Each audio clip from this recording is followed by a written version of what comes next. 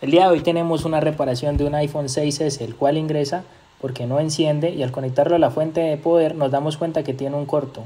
Para ello procedemos a desarmar el equipo. Como podemos ver acá, retiramos todos sus blindajes y desmontamos la tarjeta. Vemos que tiene al parecer un poco de humedad en esta parte. En vista de que esta zona se veía un poco afectada por la humedad, procedemos a retirar ese blindaje y a desconectar su antena para realizar una inspección visual. Al realizar la inspección visual nos damos cuenta que esta zona en realidad no estaba tan afectada como pensábamos. Como el equipo tiene un corto en la línea principal, lo que voy a hacer es voy a limitar la fuente a 1 amperio, como lo podemos ver en esta parte. Ahora procedo a ejecutar el software de la cámara Qianli. Para ello la enciendo y vamos a realizar un diagnóstico mediante la cámara térmica.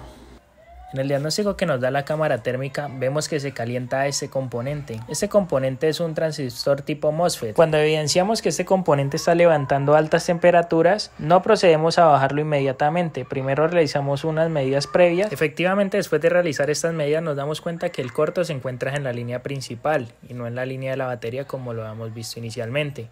Aquí vemos un nuevo componente que es quien está calentando. Ese componente lo podemos ver aquí en la cámara 3D también. Ahí vemos cómo ese condensador es quien genera ese pico elevado de temperatura. Así que vamos a analizarlo acá en el microscopio. Por experiencia ya sabemos que este componente normalmente tiende a ponerse en corto. Va al lado del Wi-Fi, ese que vemos ahí gris en la pantalla a nuestra izquierda sería el Wi-Fi. Y vemos como con soldadura y el cautín desoldamos el componente que estaba en corto. Después de desoldarlo vamos a realizar aquí un pequeño mantenimiento, una pequeña limpieza apoyándonos desde nuestro Motor Tool. Ahí vemos como limpiamos un poco el área que estaba afectada.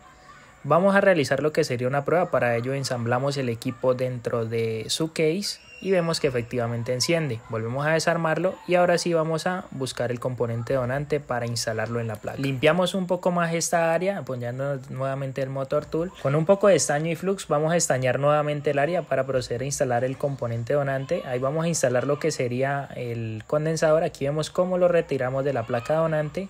Y ahora vamos a proceder a instalarlo en la placa que inicialmente tenía un corto. Aquí lo instalamos con un poco de calor mediante la estación de calor Quick 861 y vemos cómo lo centramos y lo dejamos tal cual como el viene original.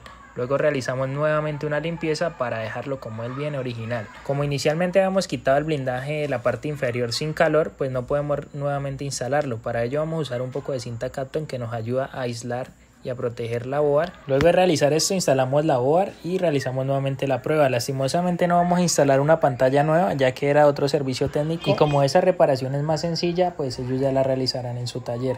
Aquí vemos que el equipo nos enciende, nos da rayas y pues también por acá lo podemos ver que enciende correctamente.